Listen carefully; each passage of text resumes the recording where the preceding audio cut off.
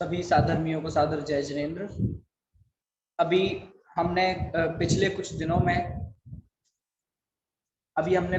दिनों में आदरणीय वीर सागर जी भाई साहब के माध्यम से निराकरण, खंडन, क्या, क्यों, कैसे, इस विषय पर कुछ व्याख्यान सुने, जिसमें हमने ये जाना कि सत्य के अनुसंधान के लिए एक अनिवार्य आवश्यक है जो कि निराकरण, खंडन, परंतु उसको आज अन्य अर्थों में लिया जा रहा है, जबकि बहुत पवित्र भावना से किए जाने वाला एक प्रतिपादन का ही ये अंग है निराकरण, जो कि सत्य के अनुसंधान के लिए अत्यंत आवश्यक है।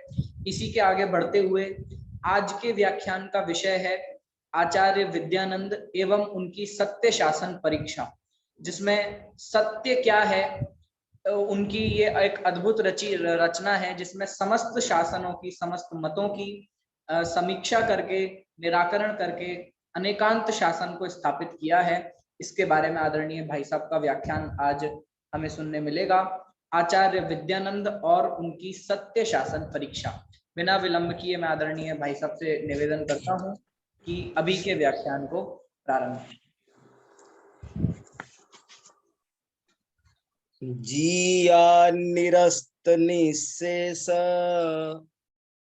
सर्वथैकान्त शासनम सदा श्रीवर्धमानस्य विद्यानन्दस्य शासनम सजयतु विद्यानन्दो रत्नत्रय भूरिभूषण सततम तत्त्वार्थार्णवतरणे सदुपाय प्रकटितो येन। हमारा आज का विषय है आचार्य विद्यानंद और उनकी सत्य शासन परीक्षा।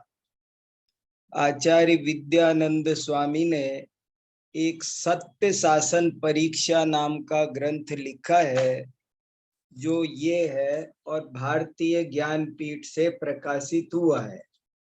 भारतीय ज्ञानपीठ से प्रकाशित होने वाले इस सत्य शासन परीक्षा नामक ग्रंथ का परिचय देने के लिए ही मैं आज उद्यत हुआ हूँ। लेकिन सत्य शासन परीक्षा के बारे में कुछ भी बात करने से पहले हमें आचार्य विद्यानंद स्वामी कौन थे ये जानना बहुत जरूरी है। अभी मैंने मंगलाचरण के रूप में जो 2 श्लोक पढ़े हैं वो आचार्य विद्यानंद स्वामी द्वारा लिखित आप्त परीक्षा की प्रशस्ति में से हैं। आप्त परीक्षा भी उनका एक बहुत महत्वपूर्ण ग्रंथ है। ये आप्त परीक्षा है। इस आप्त परीक्षा की जो अंतिम प्रशस्ति है उसमें से ये श्लोक है और बहुत सुंदर श्लोक है। इनका हिंदी में अर्थ ये है कि जिसने सभी सर्वथैकांतवादी शासनों को निरस्त कर दिया है, ऐसे ज्ञान आनंदमय श्री वर्धमान का, ऐसे वीतराग सर्वज्ञ श्री वर्धमान का शासन सदा जयवंत रहो। आचार्य विद्यानंद स्वामी ने ज्यादातर विद्यानंद शब्द का प्रयोग कहीं किया है तो वो अपने नाम के अर्थ का तो सूचक होता ही है, लेकिन उससे ज्यादा सूचक भगवान की वीतरागता, सर्वज्ञता को बताने वाला होता है। ये 2 श्लोक बहुत ही महत्वपूर्ण है, इसलिए मैंने इनको आपके समक्ष प्रस्तुत किया है।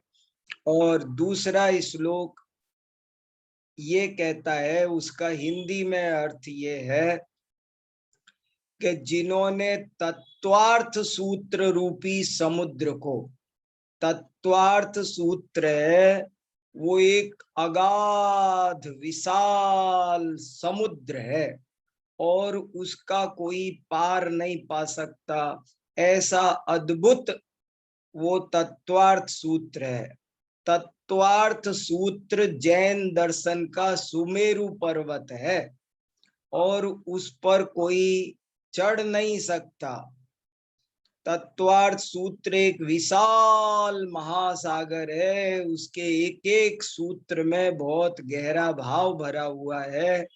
उस तत्वार्थ सूत्र को अगर कोई व्यक्ति जीवन भर अभ्यास करे तो एक ही ग्रंथ पर्याप्त है, ऐसा वो ग्रंथ है।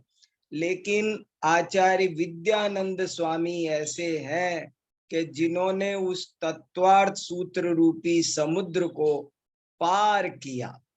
कैसे पार किया? उन्होंने तत्वार्थ श्लोक वार्तिक नाम का ग्रंथ लिखा, जो तत्वार्थ सूत्र की सबसे बड़ी टीका है, विशाल काय टीका है, 7 भागों में छपी हुई है। तो वो टीका के का यहाँ गुणगान है। ऐसे ये 2 बहुत सुंदर श्लोक मैंने आपको आचार्य विद्यानंद स्वामी से संबंधित मंगलाचरण के सुनाए। एक बार फिर से इनका पाठ करता हूँ। बहुत सरस और बहुत सार गर्भित श्लोक हैं। जिया निरस्त निशेष सर्वथैकांत शासनम सदा श्रीवर्धमानस्य विद्यानन्दस्य शासनम सजयतु विद्यानन्दो रत्नत्रय भूरिभूषणः सततं तत्त्वार्थार्णवतरणे सदुपाय प्रकटितो येन। इसके अलावा भी बहुत सारे श्लोक ऐसे हैं कि जो अन्य आचार्यों ने आचार्य विद्यानंद स्वामी के बारे में लिखे हैं। जैसे कि अपन आचार्य समंत भद्र के बारे में अन्य आचार्यों द्वारा लिखित श्लोकों को पढ़ते थे, ऐसे ही आचार्य विद्यानंद स्वामी के गुणगान भी परवर्ती अनेक आचार्यों ने किए हैं और वे भी जानने योग्य हैं। जैसे एक वादिराज सूरी हुए हैं, बहुत बड़े महान आचार्य 11वीं शताब्दी में। उन्होंने पार्श्वनाथ चरित लिखा है।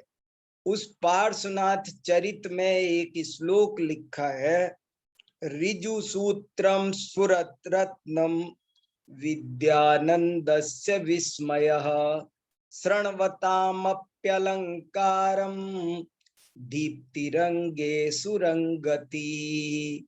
कितना सुंदर श्लोक है। देखो कैसे हमारे इतने बड़े बड़े आचार्य जिनकी महिमा गाते हैं, आप सोचो आज हमको और आपको उनकी कितनी महिमा आनी चाहिए। वो कह रहे हैं कि ये विस्मय की बात है, ये बहुत बड़ा संसार का विस्मय है, आश्चर्य है कि आचार्य विद्यानंदी के ग्रंथों को सुनने मात्र से ही, उनके नाम स्मरण से ही अंगों में दीप्ति आ जाती है। अष्ट सहस्री का नाम भर कोई सुन ले तो लगेगा ओ हो। जिसका नाम सुनने मात्र से आनंद आ जाए, तत्वार्थ श्लोक वार्तिक ओ हो, जिसके नाम सुनने मात्र से अंगों में दीप्ति आ जाती है, ऐसे अद्भुत ग्रंथ हैं। तो फिर जो उनको धारण कर लेते हैं उनकी तो कहना ही क्या। तत्वार्थ श्लोक वार्तिक और अष्ट सहस्री, ये तो ऐसे ग्रंथ हैं कि जिन शासन के मानो 2 पिलर ही हैं बहुत बड़े। इनका योगदान और इनका मूल्यांकन कोई कर नहीं सकता। ऐसे विशाल काय एक एक पंक्ति में बहुत गंभीर भाव भरे हुए ऐसे ऐसे ये ग्रंथ हैं। क्या इनकी महिमा में कुछ भी कहें तो सूर्य को दीपक दिखाना है। अष्टसहस्री 3 भागों में प्रकाशित हुई है। हस्तिनापुर से हिंदी अनुवाद ज्ञानमती माता जी ने किया है। वो ग्रंथ बहुत महत्वपूर्ण ग्रंथ है। और तत्वार्थ श्लोक वार्तिक, इसके 7 भागों का अनुवाद पहले पंडित माणिक चंद जी ने किया था और सोलापुर से प्रकाशित हुआ था। और अभी इसका हिंदी अनुवाद आरिका सुपार्श्वमती माता जी ने किया। और ये ग्रंथ है, ये 7 भागों में छपा हुआ है और जोधपुर से छपा है। ऐसे बहुत सारे ये ग्रंथ देखने लायक हैं। इनके दर्शन मात्र से आनंद होता है। इनके नामोच्चारण, ये ग्रंथ ऐसे हैं जिनके बारे में ये कहा जा सकता है, पावन मेरे पान भये तुम परसते। माने जिनको छूने से हमारे हाथ पवित्र हो जाए, जिनको बोलने से हमारी रसना पवित्र हो जाए, जिनको देखने मात्र से हमारी आंखें पवित्र हो जाए, ऐसे सुंदर ग्रंथ रत्नों को वे लोग बहुत अभागे हैं जिन्होंने इन ग्रंथों के दर्शन नहीं किए। हमारी समाज में आज भी लाखों लोग ऐसे पाए जाते हैं। ये बहुत खेद का विषय है कि इन ग्रंथों के दर्शन भी नहीं करने वाले पाए जाते हैं। वे कैसे जैन हैं? ऐसे इन ग्रंथों को दर्शन करना चाहिए और इसीलिए मैं आपको इन सब के दर्शन करा रहा हूं। ये अष्टसहस्री है, प्रणाम करने लायक ग्रंथ हैं। ये तत्वार्थ श्लोक वार्तिक है और ये युक्त अनुशासनालंकार है।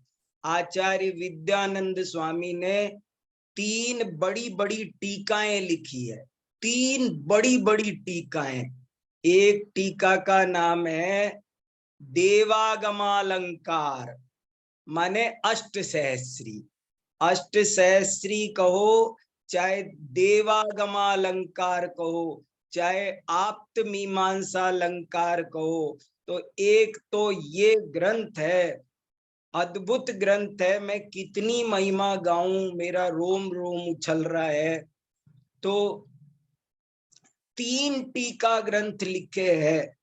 कोई पूरे ना पढ़े तो मेरा सबसे निवेदन है, अरे इनके एक एक 2-2 पेज तो पढ़ो, एक एक 2-2 पेज तो पढ़ो। आजकल तो सब ऑनलाइन उपलब्ध है। इनकी प्रस्तावनाएं तो पढ़ो, देखो तो सही। अरे आज बहुत सारे विद्वान भी इन ग्रंथों के पाठी नहीं पाए जाते हैं, लेकिन कैसी कैसी इनकी महिमा है। मैंने आपको बताया था कि एक बार गणेश प्रसाद वर्णी ने एक ब्राह्मण विद्वान अंबिका दास शास्त्री से अष्टसहस्री पढ़ी थी और अष्टसहस्री पढ़ने के बाद उन्होंने अपने पास में जो भी प्रॉपर्टी थी एक अंगूठी के रूप में वो उनके चरणों में रख दी और ये कहा कि आपने मुझे जो अष्टसहस्री का ज्ञान दिया है उसके बदले में मैं आपको क्या चढ़ाऊं। मेरे पास 3 लोक का राज्य होता तो मैं वो भी आपके चरणों में समर्पित कर देता। अभी हमने आप्त मीमांसा पढ़ी है 110 कक्षाओं में और आप सब इस बात के साक्षी हैं, इस बात का अनुभव कर सकते हैं कि आप्त मीमांसा में हमने कितना कुछ पाया है। वो नहीं पढ़ते तो हमारी जिंदगी में कितनी बड़ी कमी रह जाती। आप्त मीमांसा में ऐसा कोई विषय नहीं है, कोई उपाय तत्व, कोई उपेय तत्व, कोई कारक तत्व, कोई ज्ञापक तत्व छूटा नहीं। और कितनी सुंदर व्यवस्था उन्होंने बना के दी है, जैसी वास्तव में जैन शासन में बनी है, उस व्यवस्था को उन्होंने समझाकर जो हमारे ऊपर अनंत उपकार किया है, उसी आप्त मीमांसा ग्रंथ की ये अष्टसहस्री टीका है। और श्लोक वार्तिक का तो कहना ही क्या, इतना विशाल काय 5000 पृष्ठों का ये ग्रंथ, एक एक लाइन में ऐसे गहरे न्याय भरे हैं। ऐसा दरबारी लाल कोठिया ने लिखा है कि मुझे तो पूरे भारतीय दार्शनिक साहित्य में, सुनना जरा, दरबारी लाल कोठिया जो न्याय शास्त्र के धुरंधर विद्वान थे, उन्होंने लिखा है कि मुझे तो पूरे ही भारतीय दार्शनिक साहित्य में तत्वार्थ श्लोक वार्तिक की बराबरी का कोई ग्रंथ नहीं दिखाई देता। ऐसे इसकी विशालता ही नहीं, तत्वार्थ श्लोक वार्तिक और अष्टसहस्री में ऐसे ऐसे प्रमेय हैं, कदाचित आज आप अष्टसहस्री और श्लोक वार्तिक को जैन साहित्य से निकाल दो तो आपको बहुत बड़ा नुकसान भोगना पड़ेगा। हजारों प्रश्नों के उत्तर गायब हो जाएंगे। हजारों प्रश्नों के उत्तर यदि कहीं पाए जाते हैं तो वो इन ग्रंथों में पाए जाते हैं। तो आचार्य विद्यानंद स्वामी का एक तो ये बहुत बड़ा योगदान है कि उन्होंने 3 ग्रंथों की टीका लिखी। एक आप्त मीमांसा जिसका नाम अष्टसहस्री है, दूसरी तत्वार्थ सूत्र टीका जिसका नाम तत्वार्थ श्लोक वार्तिक है, और तीसरी टीका युक्त अनुशासनालंकार जो कि आचार्य समंत भद्र का एक ग्रंथ है, युक्त अनुशासन। उस युक्त अनुशासन की भी उन्होंने टीका लिखी। तीनों का नाम अलंकार है। ये 3 तो उनके टीका ग्रंथ हैं। इन 3 टीका ग्रंथों के अलावा उन्होंने 6 ग्रंथ मौलिक लिखे हैं। मौलिक ग्रंथों, देखो हमको हमारे पूर्वजों क्या क्या हमारे लिए प्रॉपर्टी छोड़ के गए, हम कितनी पढ़ पाए, पर उनका नॉलेज तो हो थोड़ी। हमको दुनिया घूमने की, दुनिया देखने की, जाने क्या क्या इच्छा होती है। हमारे पूर्वजों के इन खजाने का हमको कहीं होश नहीं है। तो आचार्य विद्यानंद स्वामी ने 6 ग्रंथ स्वतंत्र लिखे हैं, मौलिक ग्रंथ हैं 6। वो 6 ग्रंथों में से एक ग्रंथ का नाम है आप्त परीक्षा। ये आप्त परीक्षा ग्रंथ है। इसका बहुत सुंदर संपादन डॉक्टर दरबारी लाल जी कोठिया ने किया है, वीर सेवा मंदिर से छपी है। बहुत बढ़िया आप इसकी प्रस्तावना पढ़ लोगे तो दंग रह जाओगे। आचार्य विद्यानंद स्वामी ने कैसे एक एक बात को समझाया है, क्या उनकी तर्क क्षमता है इसको, और क्या उनका आचार्य विद्यानंद स्वामी का अन्य दर्शनों के लेखकों पर क्या प्रभाव पड़ा है, बाद के जैन लेखकों पर क्या प्रभाव पड़ा है। ये सब पढ़ना हो, समझना हो तो ये ग्रंथ की प्रस्तावना भरी आप पढ़ लो तो आपको बहुत आश्चर्य होगा। उन्होंने इसमें बताया है कि जैसे माणिक्य नंदी आचार्य ने परीक्षा मुख में लिखा कि प्रमाणादर्थ संसिद्धि तदा भाषाद विपर्यय, ये बात सबसे पहले आचार्य विद्यानंदी ने प्रमाण परीक्षा में लिखी है। प्रमाणादिष्ट संसिद्धि अन्यथाति प्रसंगतः। ये इसी पंक्ति को लेकर माणिक नंदी महाराज ने परीक्षा मुख प्रारंभ किया। तो इन लोगों के, इन महान आचार्यों के, नैयायिकों के, आचार्य विद्यानंद, अकलंक, ये नहीं होते तो जैन दर्शन पर बहुत आक्रमण होते। आज उसको सुरक्षित रख पाना बहुत कठिन होता, लेकिन इन दिग्गज नैयायिकों ने बहुत अच्छे से कुवादियों के तर्कों का खंडन किया। ये उनका बहुत बड़ा योगदान है। तो उनके मौलिक ग्रंथों में एक ग्रंथ का नाम है आप्त परीक्षा, दूसरे ग्रंथ का नाम है पत्र परीक्षा। ये पत्र परीक्षा है। पत्र परीक्षा क्या है? पत्र माने क्या? पहले शास्त्रार्थ लिख कर करते थे। पहले शास्त्रार्थ होता था। देखो, अपन निराकरण की चर्चा कर रहे थे। बहुत पवित्र मन के होते हैं दार्शनिक। दार्शनिकों को कभी ये परवाह नहीं होती कि मेरी बात कट जाएगी। बस इतनी परवाह होती है कि जो भी कहा जाए ईमानदारी से कहा जाए। एक ही चिंता है, ईमानदारी, ईमानदारी, ईमानदारी। तो उस ईमानदारी को बरकरार रखने के लिए ये पत्र लिखने का विधान था। आपने कुछ कहा, हम जो मौखिक चर्चा करते हैं ना, उसमें बहुत बातें स्लिप हो जाती है। आपने क्या कहा, मैंने क्या कहा, क्या वाक्य, मेरा मतलब यही था, वो था, ऐसे हम करते रहते हैं तो सही निर्णय नहीं हो पाता है। इसलिए पहले लिख करके तत्व चर्चा की जाती थी, ताकि वो तत्व चर्चा प्रामाणिक हो, अच्छी हो।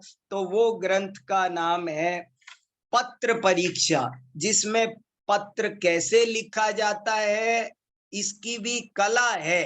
कैसे, क्या प्रतिज्ञा है, क्या हेतु है, ये सब बहुत सुंदर।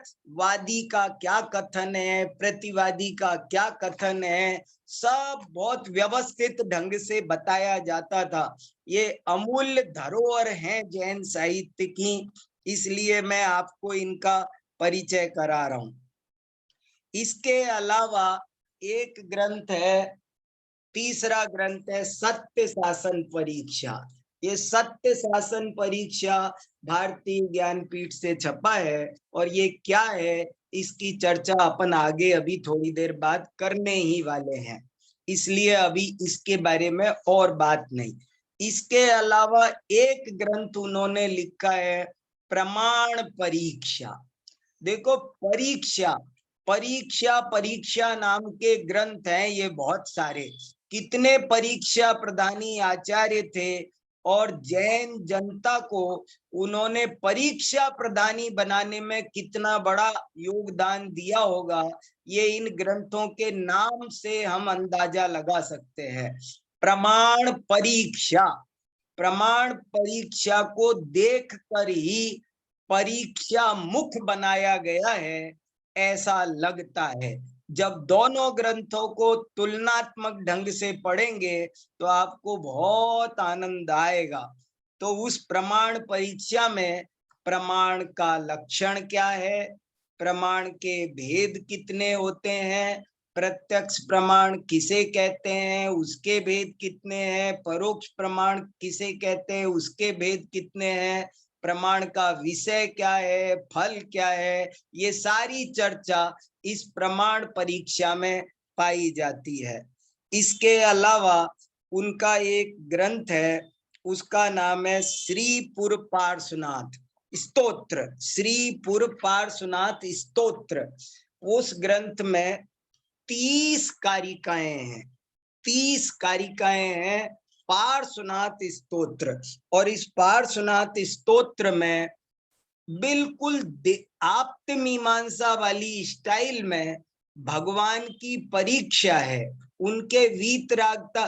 देखो, ये पार्श्वनाथ स्तोत्र नाम से ऐसा लगता है कि जैसे कोई पार्श्वनाथ भगवान की हम जैसे तुमसे लागी लगन पढ़ते हैं या और पार्श्वनाथ की स्तुतियां होती है, ऐसा कोई होगा पार्श्वनाथ से दुख दूर करने की प्रार्थना करने वाला कोई स्तोत्र होगा, ऐसा नाम से लगता है। लेकिन ये ग्रंथ ऐसा नहीं है, बल्कि आप्तमीमांसा जैसी प्रकृति का है। और इसमें वो भगवान का क्या सच्चा स्वरूप है रजनी जी सही कहा, हमें लगता है जैसे वो कोई नरेंद्रम फणेंद्रम जैसा होगा, लेकिन ये वैसा नहीं है। इसमें आप्त मीमांसा जैसी 30 कारिकाएं हैं। अब आप सोचो, हमको आपको कितना स्वाध्याय करना है। अगर हम रोज बैठे तो भी ये ग्रंथ पढ़ पाएंगे हम? अब मन, आपका मन भी कर रहा होगा ना कि अपन श्रीपुर पार्श्वनाथ स्तोत्र भी पढ़ लें। आपका मन कर रहा होगा ना, जरा 2-4 दिन ही सही पत्र परीक्षा भी पढ़ा दो ना, प्रमाण परीक्षा क्या है थोड़ा सा बता दो ना। मैं अभी 5-5 मिनट बता रहा हूं, आपको चखा रहा हूं, लेकिन आपका मन तो भर नहीं रहा होगा। मैं आपको सबको जानता हूं। आपका मन कर रहा होगा, अरे सुनाओ ना, इसे खोल के सुनाओ, ऐसे नहीं, पूरा सुनाओ, अर्थ सहित सुनाओ, उसका खुलासा करो, वैसे ही जैसे आप मीमांसा का किया, ऐसे आपका मन करता होगा, मुझे पता है। अपन रोज बैठे तो भी कम है, ऐसी ऐसी हमारी अपार संपदा है, और इनको पढ़ने पढ़ाने समझने समझाने वाले लोग कम हो गए। और इसके अलावा एक बहुत महान ग्रंथ है छठा। मैंने 3 ग्रंथ तो देखो, नाम याद हो गए होंगे। 3 ग्रंथ तो टीका है, एक आप्तमीमांसा की, एक तत्वार्थ सूत्र की, एक युक्त अनुशासन की, और 6 ग्रंथ उनके मौलिक है। आप्त परीक्षा, पत्र परीक्षा, प्रमाण परीक्षा, सत्य शासन परीक्षा, 4 परीक्षाएं हैं। 4 ग्रंथ परीक्षा परक है। प्रमाण परीक्षा, पत्र परीक्षा, सत्य शासन परीक्षा और आप्त परीक्षा, 4 परीक्षा है। एक स्तोत्र है, पार्श्वनाथ स्तोत्र, और एक ग्रंथ है विद्यानंद महोदय। मैंने आपको कहा था कि विद्यानंद का मतलब उनका अपना नाम नहीं है। विद्यानंद का मतलब है वीतराग सर्वज्ञ देव, और ये बहुत बड़ा ग्रंथ था, लेकिन हमारे आपके दुर्भाग्य से ये ग्रंथ आज मिलता नहीं है।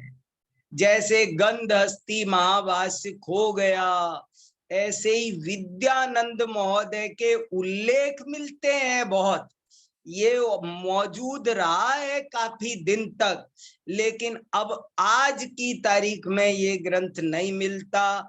आप लोगों को कभी कहीं मिले तो ध्यान रखना, खोजो, एक नजर में रखो कि हमारे जैसे अपने घर का कोई सदस्य खो जाए, चीज खो जाए, तो अपन ध्यान रखते हैं, जगह जगह पोस्टर चिपकवाते हैं।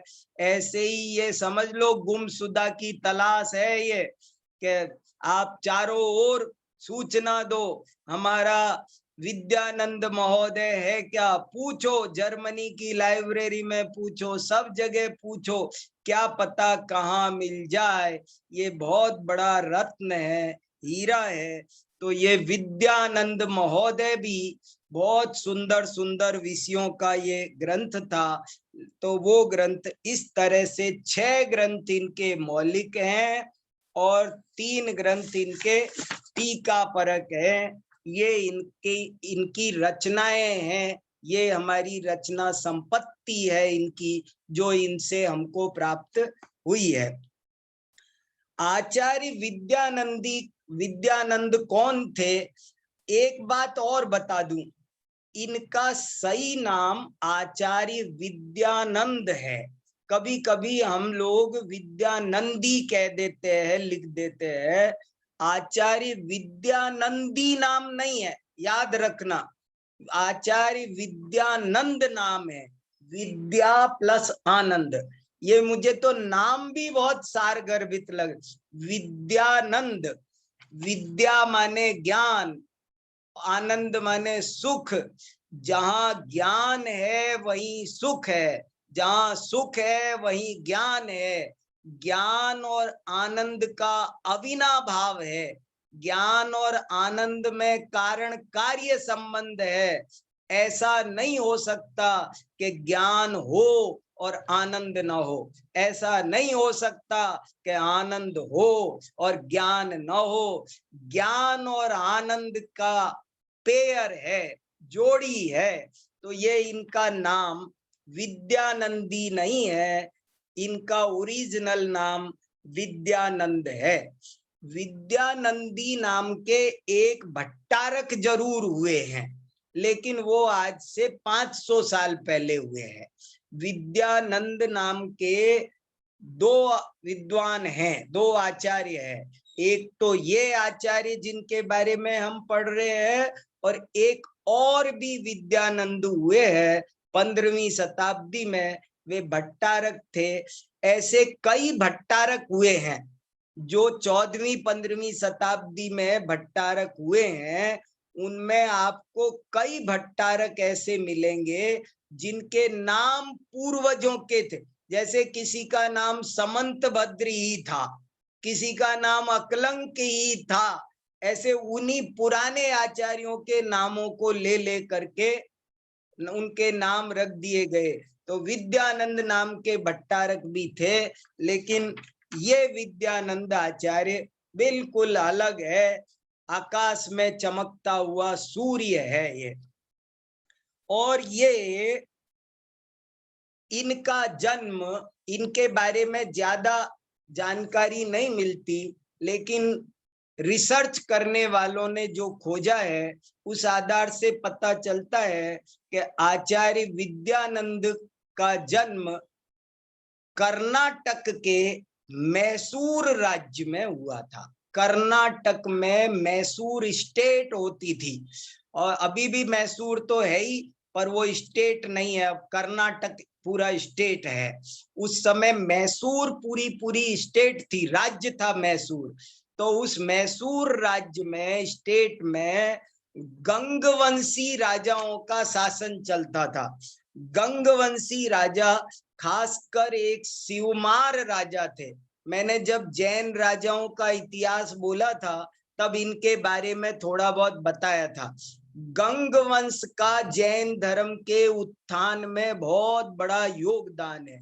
राजाओं का एक बहुत अच्छा वंश हुआ है गंगवंश। उस गंगवंश में मैसूर में उस समय राजा शिवमार थे, और राजा शिवमार के बाद में राजा राचमल्ल थे। और जो ये विद्यानंद स्वामी का टाइम है वो इन दोनों राजाओं के बीच का है, दोनों राजाओं के समकालीन है। विद्यानंद के समय में ये दोनों राजा राज्य करते थे, उस समय का ये काम है। और वो समय कौन सा है तो वो भी रिसर्च करके विद्वानों ने जो निकाला है वो ये है। बिल्कुल कोशिश की है, 5, 7, 10 वर्ष का ज्यादा से ज्यादा फर्क हो सकता है। इस पर सबसे ज्यादा रिसर्च दरबारी लाल जी कोठिया ने की है, और उन्होंने करके ये सिद्ध किया है कि आचार्य विद्यानंद का जन्म सन 770 में हुआ था। अब 70 का 75 हो सकता है, 72 हो सकता है, इतना ही फर्क है। सन 770 में इनका जन्म होना चाहिए, और सन 850 में इनका समाधि मरण होना चाहिए, ऐसा उनका अनुमान है। यानी कि आज से लगभग 1250 वर्ष पहले, आज से लगभग 1250 वर्ष पहले आचार्य विद्यानंद, इनके नाम के साथ देखो, इनका नाम विद्यानंदी नहीं है, विद्यानंद है, लेकिन विद्यानंद स्वामी जरूर जगह जगह मिलता है। कई शिलालेखों में आपको विद्यानंद की जगह स्वामी, स्वामी बहुत बड़े आचार्यों के लगता था, बहुत आदर, जैसे समंत भद्र स्वामी थे, पूज्यपाद स्वामी थे, ऐसे ही इन बड़े बहुत महान आचार्य को स्वामी कहते थे। तो विद्यानंद को भी स्वामी कहते थे, आचार्य विद्यानंद स्वामी। और कहीं पर इनके नाम के आगे महोदय लिखा मिलता है शिलालेखों में, आचार्य विद्यानंद महोदय या आचार्य विद्यानंद स्वामी। तो ऐसे करके ये इनका परिचय है और ये इनके अद्भुत अद्भुत ग्रंथ हैं। और इनका बहुत परवर्ती पूर्ववर्ती के साथ में तुलनात्मक अध्ययन करके भी मैं बहुत सारी बातें आपको सुना सकता हूँ। ये पर इतना ही है कि आप सबसे ये कहना है कि एक बार जीवन में इनके दर्शन तो करो, एक एक पेज ही सही पर पढ़ो तो सही, आपको पता चलेगा कि हमारे ये आचार्य कैसे थे। ज्ञानावरण कर्म का क्षयोपशम होगा, बहुत लाभ होगा। आज नहीं भी समझ में आएगा तो कल समझ में आएगा। हमारे आचार्यों ने गारंटी दी है कि अगर आप विनय से जिनवाणी पढ़ेंगे तो आज नहीं तो कल श्रुत केवली बनेंगे, ऐसा लिखा है। इसलिए इस काम में लगना है हमको और विनय पूर्वक लगना है और लगे रहना है। श्लोक वार्तिक तो पढ़ पढ़ कर मैं इतना गदगद होता हूँ, मैं बता नहीं सकता आपको। श्लोक वार्तिक में भाष्य भी है। एक और बात सुनो, इन्होंने आप्त परीक्षा लिखी और आप्त परीक्षा की खुद ही टीका लिखी, स्वपज्ञ टीका है। ये आप्त परीक्षा मैं पूरी की पूरी पढ़ा चुका हूं, उस पर 20 कक्षाएं मेरी मौजूद है। आपको सुनना हो तो सुन सकते हैं, बहुत बढ़िया ग्रंथ है। तो उस आप्त परीक्षा का भी आप रसास्वादन करें तो आपको लगेगा कैसे आप्त का निर्णय कर हस्तामलकवत हथेली पे रखी हुई स्फटिक मणि की तरह उन्होंने आप्त के हमको दर्शन करा दिए। ये उनका बहुत बड़ा योगदान है। कैसे अन्य आप्त नहीं है, सुगत कपिल आदि अरिहंत ही क्यों आप्त है, इस बात को उन्होंने बहुत अच्छे से कहा। और श्लोक वार्तिक में उन्होंने श्लोक वार्तिक लिखे। देखो श्लोक वार्तिक का मतलब क्या आप समझे, जरा समझो एक मिनट। श्लोक वार्तिक माने श्लोक रूप में वार्तिक। श्लोक वार्तिक नाम क्यों है, इस ग्रंथ का के 2-3 नाम प्रसिद्ध है। तत्वार्थ श्लोक वार्तिक एक, दूसरा नाम है तत्वार्थ श्लोक वार्तिकालंकार। सबके अलंकार अलंकार होता है तो इसमें भी अलंकार। और एक नाम इसका और है तत्वार्थ श्लोक वार्तिक भाष्य। भाष्य भी नाम है इसका। क्यों नाम है भाष्य, क्योंकि इसमें जितने भी वार्तिक दे रखे हैं वे तो श्लोक परक है, लेकिन उनके नीचे जो टीका दे रखी है वो भाष्य है। जैसे मान लो कोई भी, जैसे मान लो ये पन्ना है तो ये एक श्लोक दे रखा है, एक श्लोक है, वो तो श्लोक है, श्लोक वार्तिक है। और इसकी ये देखो, ये ऊपर पता नहीं दिखा पा रहा हूं कि नहीं, ये जो ऊपर ही ऊपर लिखे दो ये तो श्लोक है, इनका नाम है श्लोक वार्तिक। और नीचे जो गद्य में उसकी व्याख्या लिखी है उसका नाम है श्लोक वार्तिक भाष्य। भाष्य माने उसकी खुलासा, उसकी व्याख्या। तो इस तरह से ये कैसी हमारी कैसी संपदा है, अद्भुत संपदा है।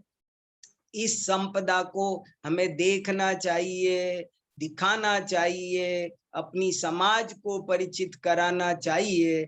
ऐसे मेरे बहुत भाव आए। आचार्य विद्यानंद स्वामी अकलंक आचार्य को घोट कर पी गए, समंत भद्राचार्य को घोट कर पी गए, और उन्हीं से जो कुछ माल मिला उसके आधार पर उन्होंने बहुत सुंदर दर्शन का, अध्यात्म का बड़ा सुंदर प्रासाद खड़ा किया है। उनके उपकारों से कभी हम ऋण नहीं हो सकते हैं।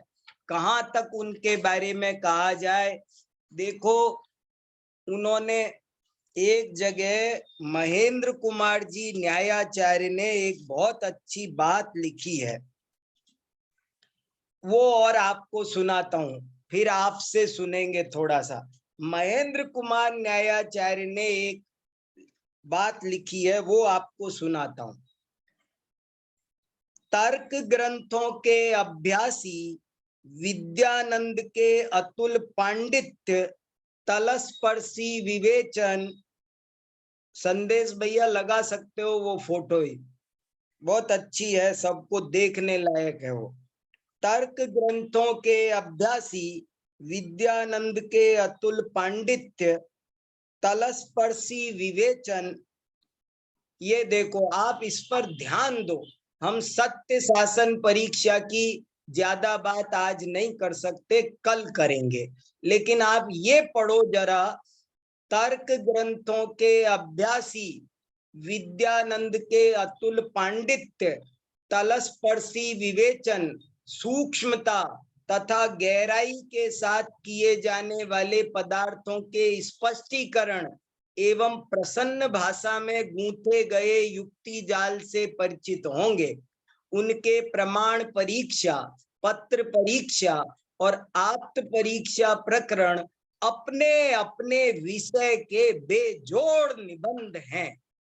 ये ही निबंध, ये लाइन पर ध्यान देना है, ये ही निबंध तथा विद्यानंद के अन्य ग्रंथ आगे बने हुए समस्त दिगंबर श्वेतांबर न्याय ग्रंथों के आधारभूत हैं। इन्हीं ग्रंथों को लेकर बाद में दिगंबर श्वेतांबर सभी आचार्यों ने जितना भी न्याय ग्रंथ लिखा, सब आचार्य विद्यानंद के इन ग्रंथों का ऋणी है। इनके ही विचार तथा शब्द उत्तरकालीन दिगंबर श्वेतांबर न्याय ग्रंथों पर अपनी अमिट छाप लगाए हुए हैं। यदि, अब ये लाइन और पढ़ो, रोमांच हो जाएगा। यदि जैन न्याय के कोषागार से विद्यानंद के ग्रंथों को अलग कर दिया जाए तो वह एकदम निष्प्रभ हो जाएगा। यदि जैन न्याय के कोषागार से विद्यानंद के ग्रंथों को अलग कर दिया जाए तो वह एकदम निष्प्रभ हो जाएगा। उनकी यह सत्य शासन परीक्षा ऐसा एक तेजोमय रत्न है जिससे जैन न्याय का आकाश दमदमा उठेगा। देखो क्या लिखा, उनकी यह सत्य शासन परीक्षा ऐसा एक तेजोमय रत्न है जिससे जैन न्याय का आकाश दमदमा उठेगा।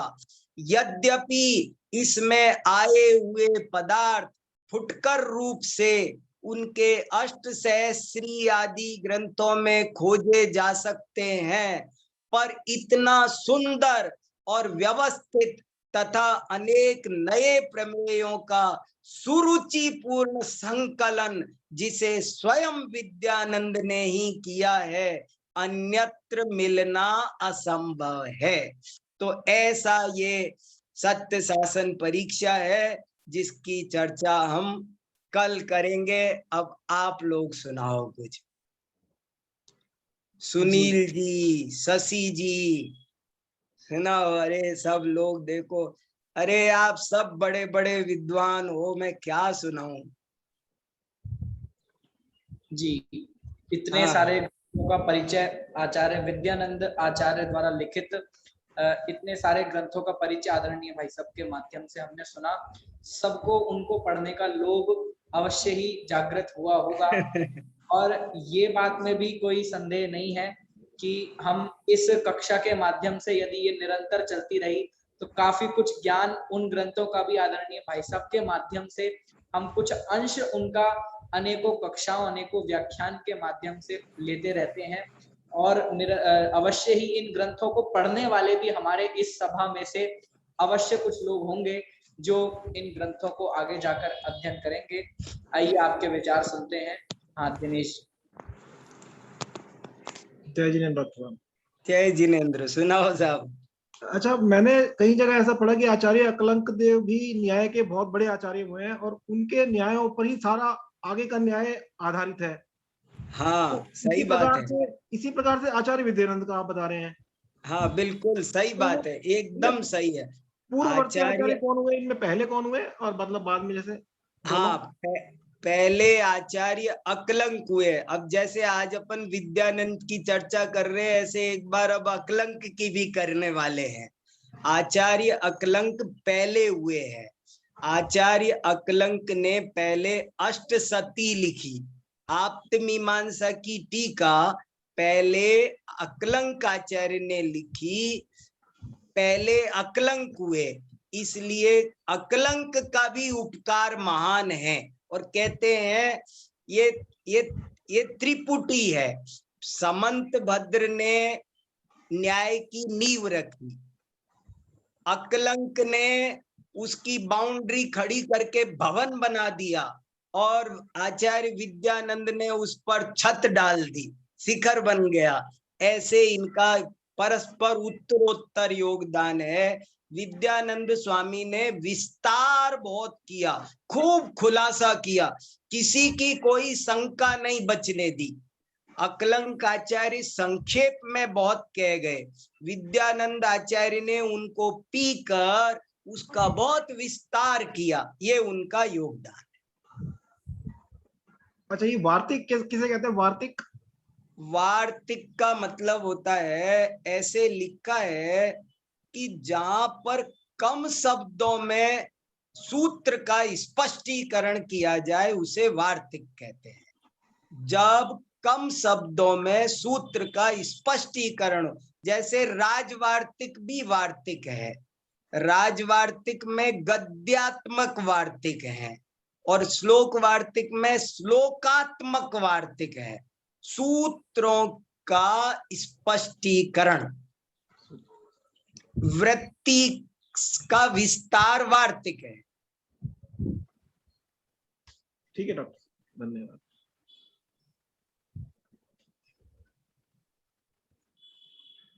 जी, और किसी का कोई बात किसी को कहनी हो तो आप हैंड रेज कर सकते हैं। सुनील जी से भी सुनो ना कुछ।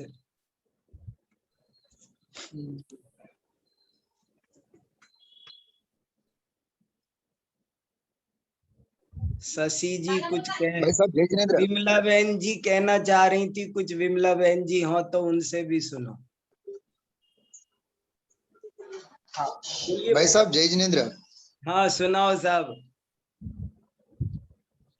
आज बहुत बढ़िया, आज आचार्य विद्यानंदी के सारी कृतियों का परिचय बहुत सुंदर संक्षेप में दिया। और वो विद्यानंद महोदय वाला ग्रंथ गायब हो गया, वो सच में ऐसा लगा कि ढूंढना चाहिए, कहीं ना कहीं मिल जाए। बहुत अच्छा लगा।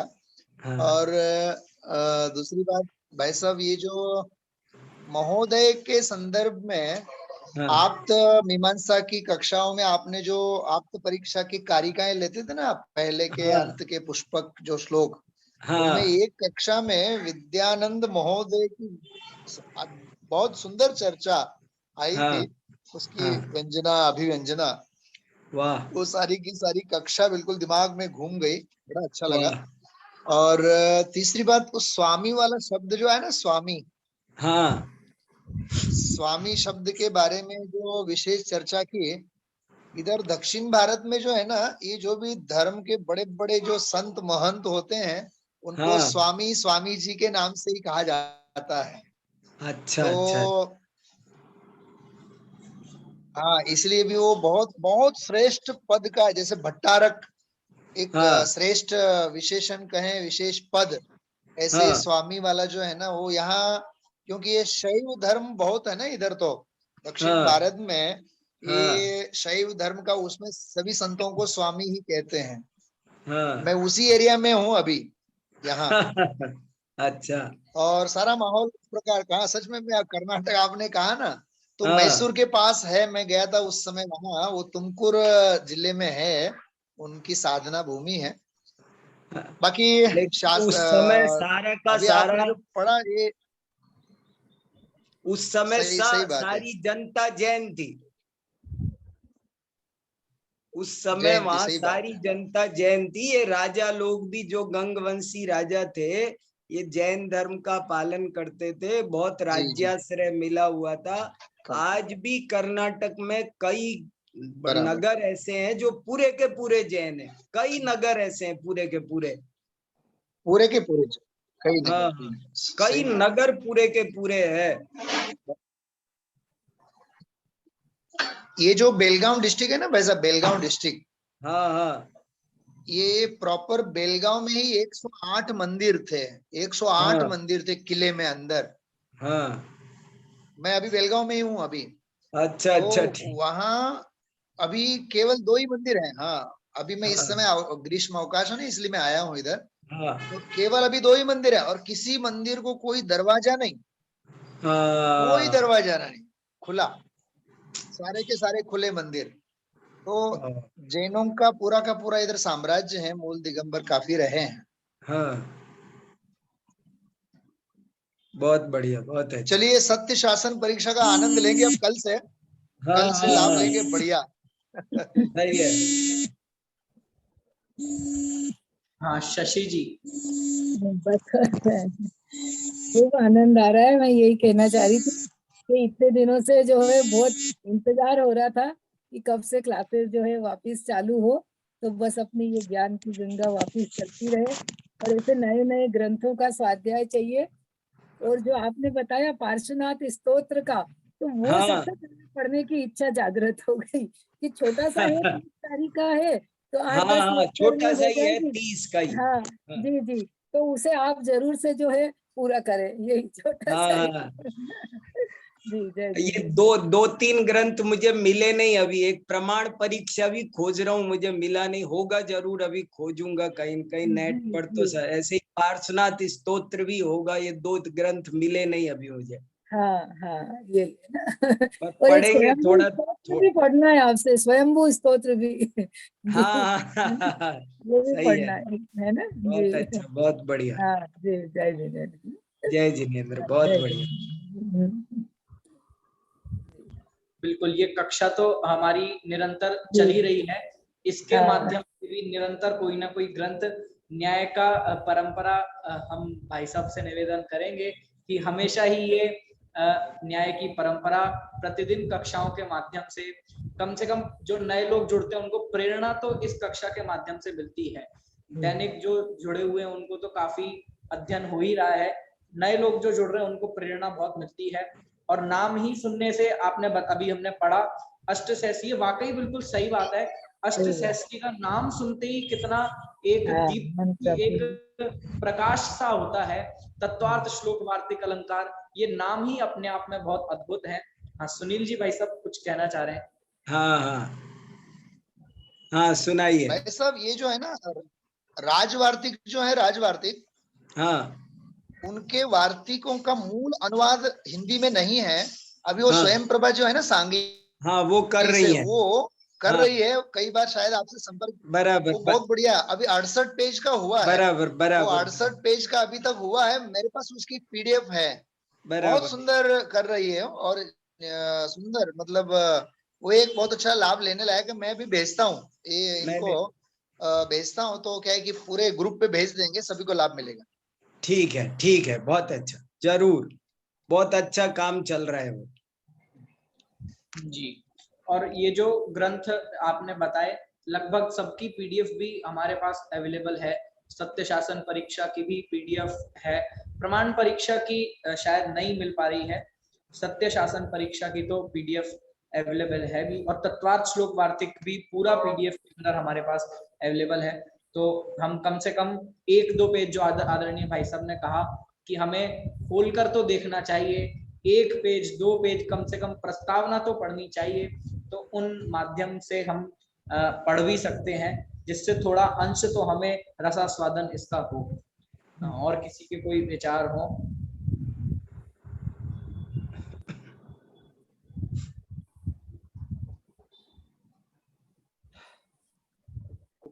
जी, अभी मेरे ख्याल से किसी और के कोई विचार नहीं है। कक्षा का समय भी हमारा हो गया है।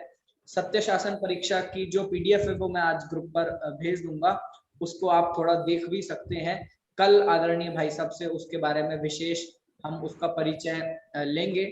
और ये जो 1-2 कृति हैं ये छोटी भी हैं, सत्य शासन परीक्षा भी बहुत ज्यादा बड़ी नहीं है, तो हम जो स्वयं स्वाध्याय के रसिया हैं, न्याय को पढ़ना चाहते हैं, वे स्वयं से भी इनका अध्ययन कर सकते हैं। अभी जिनवाणी स्तुति के माध्यम से हम यहीं पर विराम लेंगे। निज निधि निज में बताई यह अनंत उपकार है, उसके लिए जिन वाणी माँ को वंदना शत बार है। सभी को सादर जय जय।